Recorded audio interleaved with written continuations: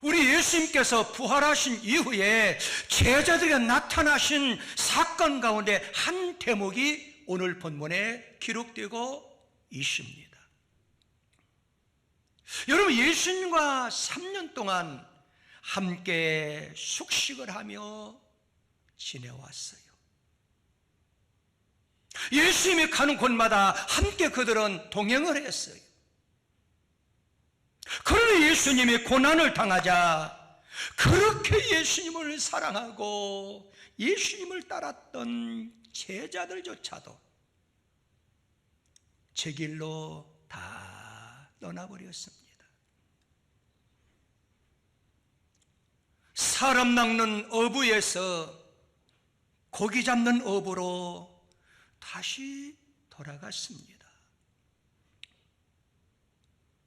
아니, 3년 동안 예수님을 따라다니는데, 아니 3년 동안 함께 식사를 같이 하고 동거동락했는데 예수님이 어려움을 당할 때 다 떠났어요. 제자들의 이러한 모습 속에서 현 시대의 우리들의 신앙을 보는 것 같습니다.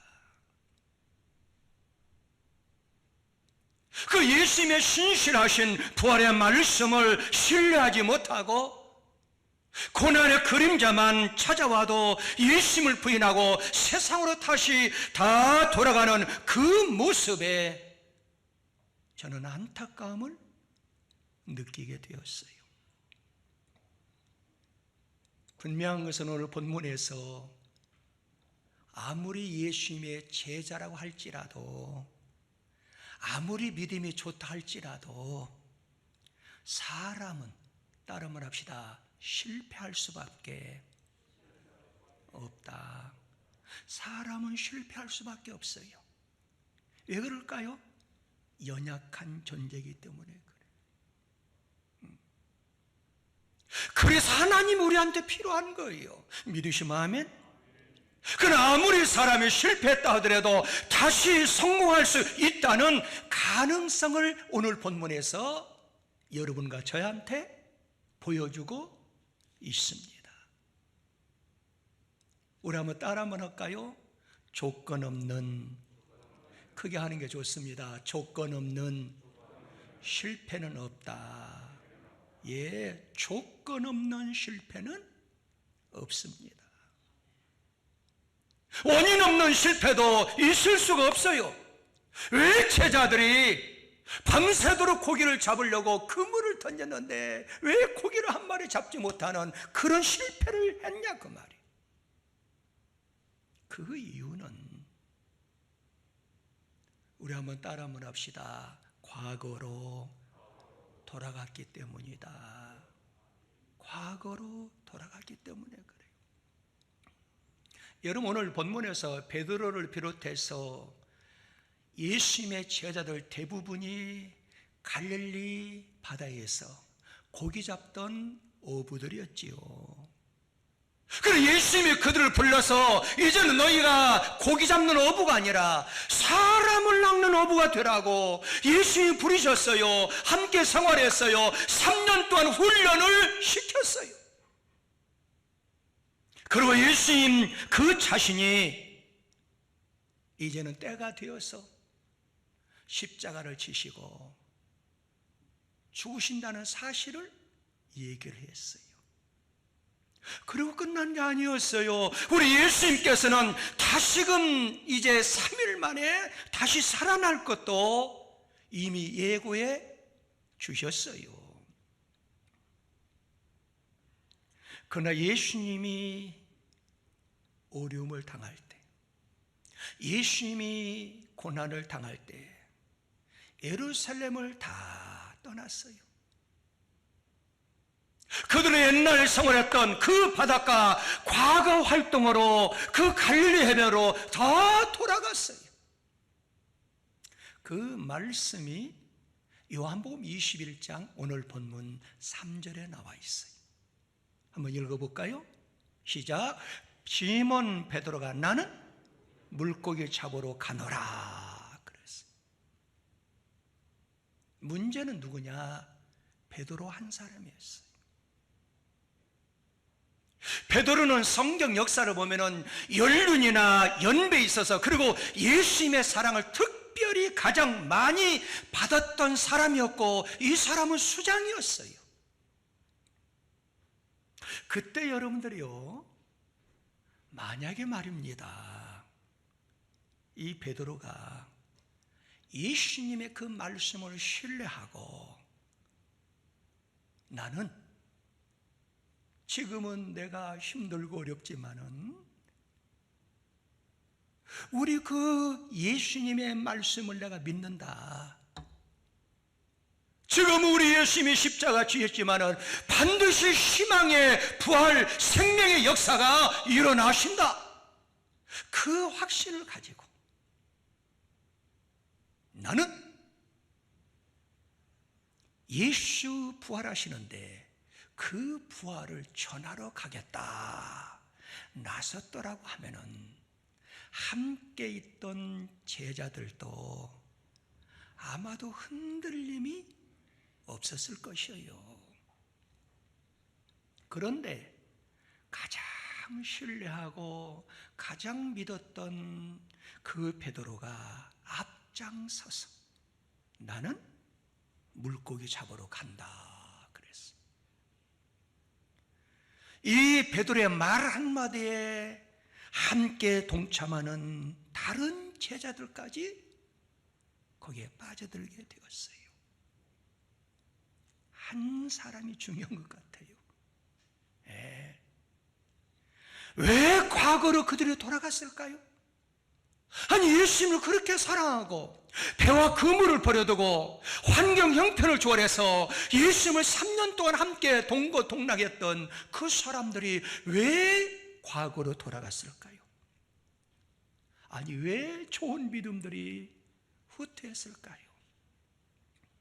그것은 우리 예수님의 부활의 말씀을, 따라 말합시다, 신뢰하지 못했기 때문이다. 예수님의 말씀을 신뢰하지 못했기 때문이에요.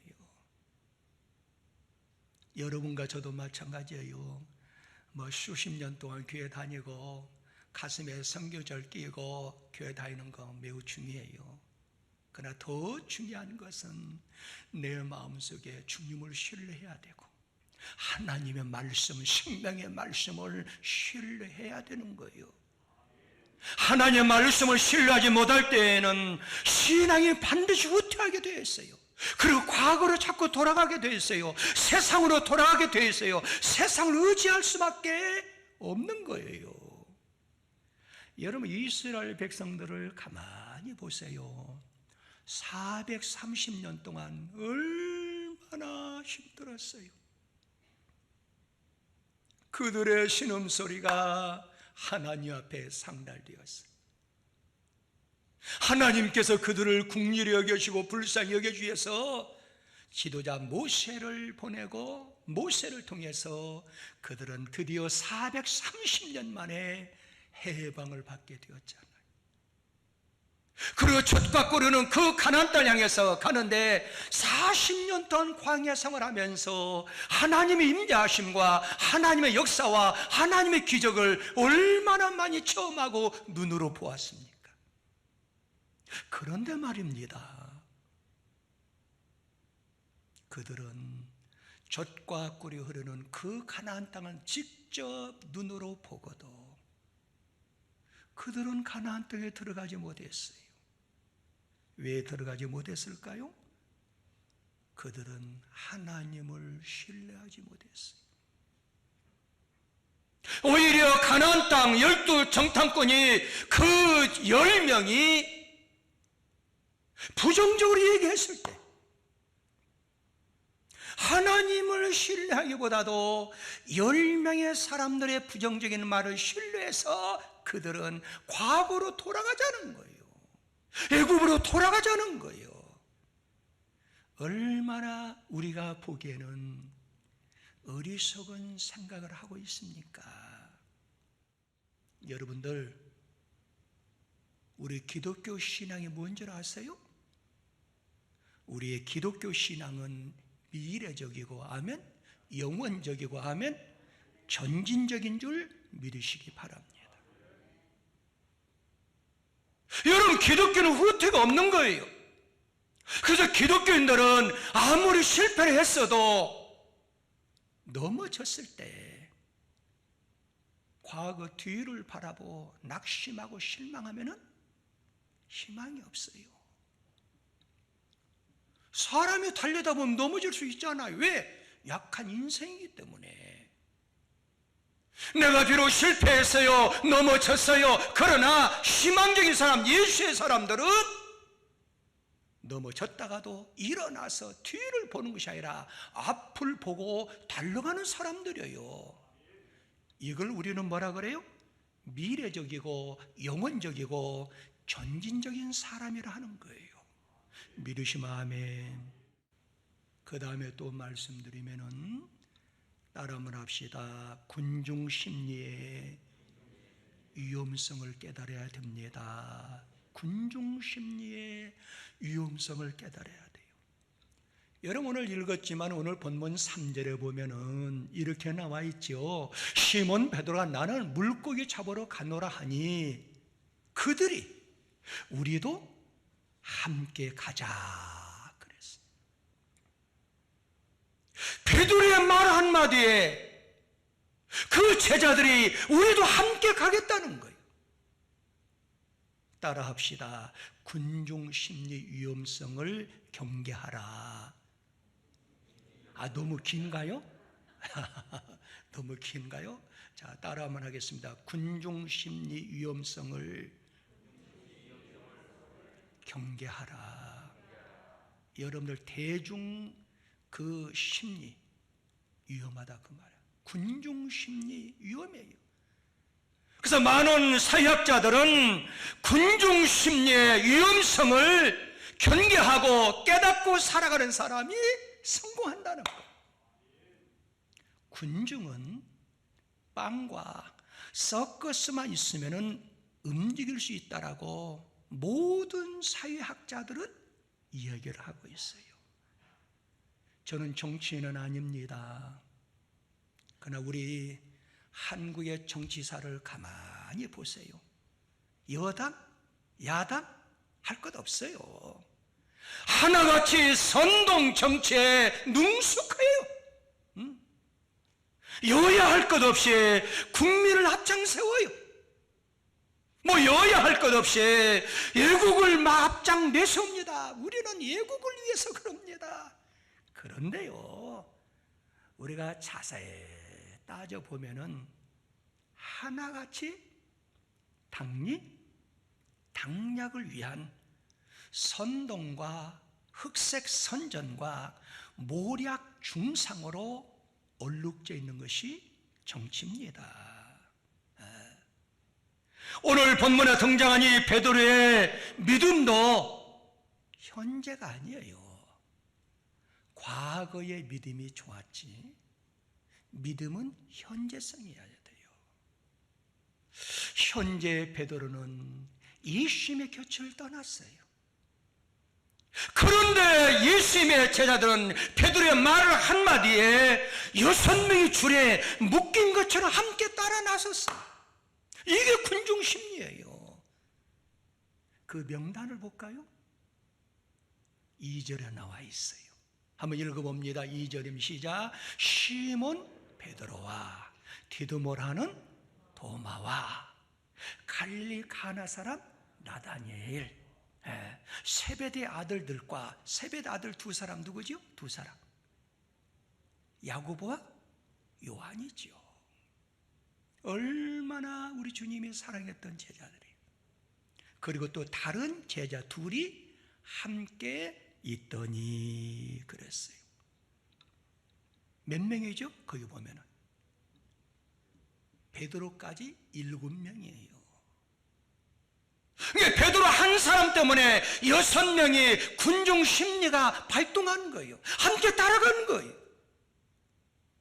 여러분, 그 당시에 그들의 정신 상태와 신앙 상태가 어떠했는지 우리가 짐작할 수 있어요.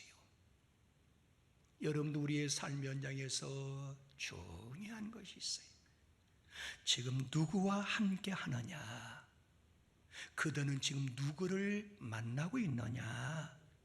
누구와 친하게 지내느냐? 이것은 그 사람의 인생과 신앙을 결정하는데 매우 중요한 거예요. 믿으시면 아멘. 그러므로 만남의 축복을 받아야 돼요. 여러분들 자녀를 위해서 기도 많이 하시죠.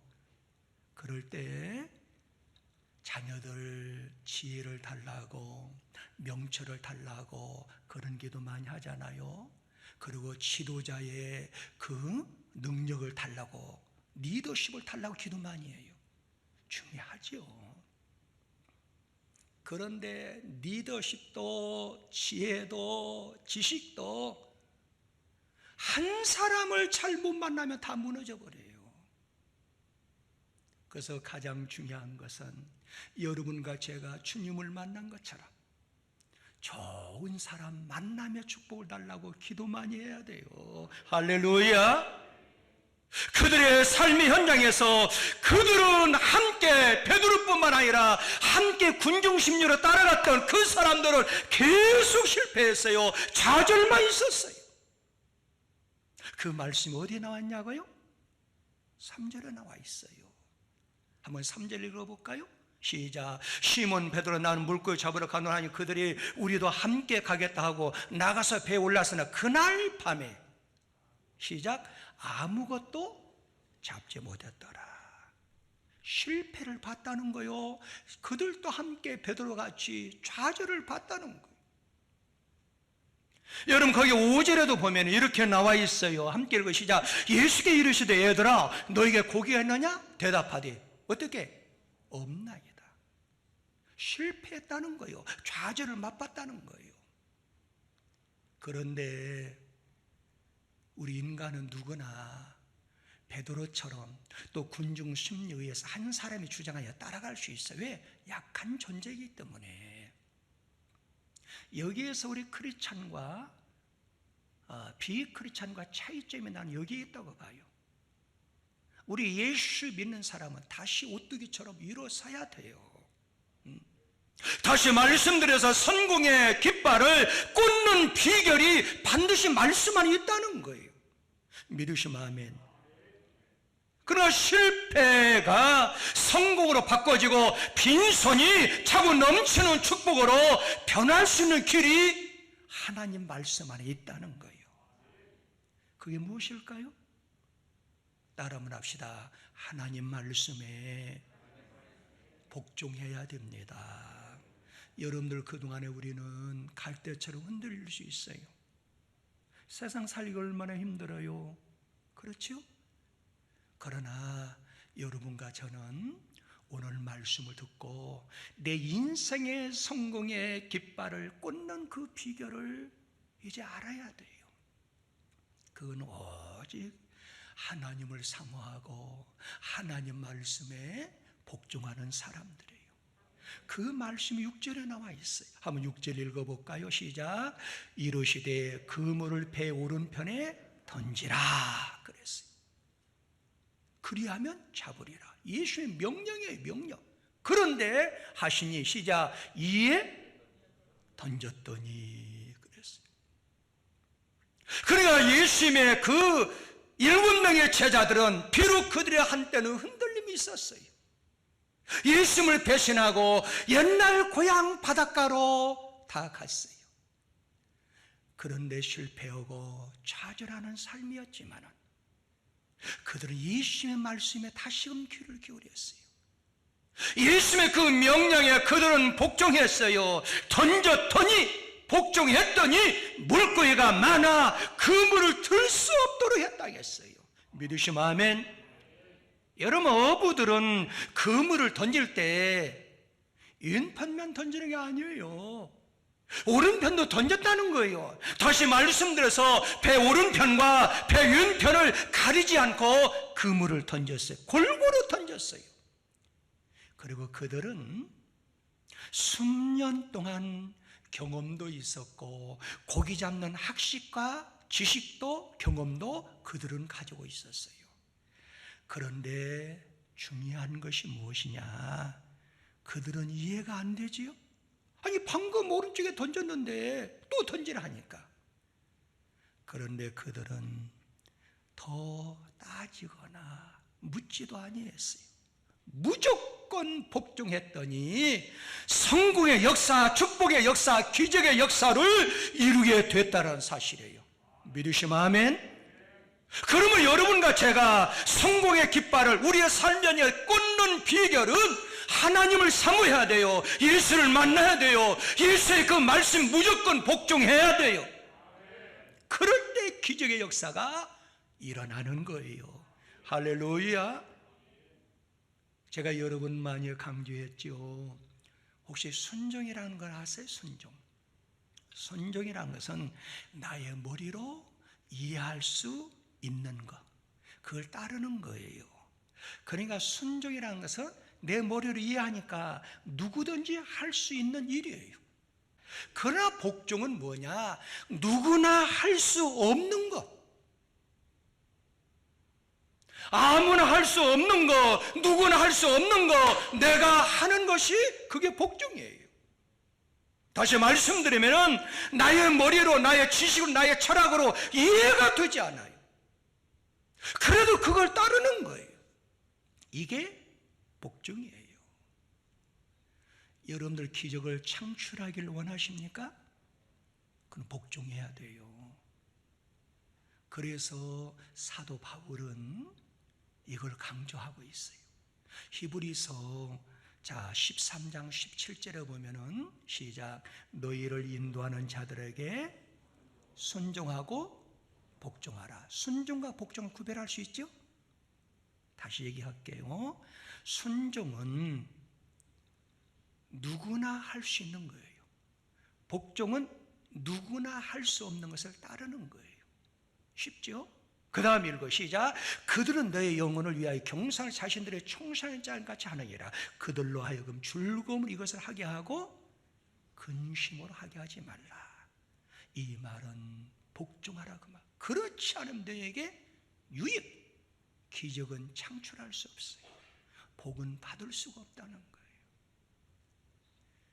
여러분 오늘 본문에서 중요한 것을 잘 기억하세요. 자, 그 예수님의 제자들은요, 오른편에 그물을 안 던졌겠어요? 던졌어요. 그런데 본문의 중요한 것은 내가 결정한 오른편은 의미가 없다는 거예요. 예수님이 결정한 오른편은 성공의 길이고 축복의 길이고 기적의 길이라는 것을 믿으시기 바랍니다. 실패를 극복하고 성공으로 가는 길은 예수 그리스도를 만나야 돼요. 그리고 그분이 말씀한 그 말씀에 복종할 때 기적은 일어나게 되어 있습니다. 예수 맺힌 동생 야고보도요, 야고보서 4장 7절에서 이렇게 기록하고 있죠. 시작, 그런즉 너희는 하나님께 복종하라. 그 말이에요. 복종하라는 거예요.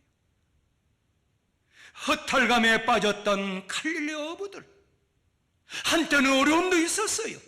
그리고 우리 예수님은 그들을 버리지 아니하고 실패한 괴로움을 당하는, 외로움을 당하는 그들을 예수님이 찾아갔어요. 그리고 성공의 깃발을 꽂을 수 있는 그 길을 안내해 주셨어요. 혹이라도 여러분들 가운데 힘들고 어려운 길을 걷고 있습니까? 우리 크리스찬들은 이때 어떻게 살아가야 될까요? 주님을 만나야 됩니다. 그 예수님 말씀에 무조건 복종할 때 생명을 내걸고 복종해 보세요. 역사가 일어납니다. 다시 사신 예수 그리스도, 날 찾아오신 예수님, 부활하신 예수님을 만나고 그의 말씀에 복종하는 것이 실패로부터 해방을 받게 되고 성공의 깃발을 꽂는 비결인 줄 믿으시기 바랍니다.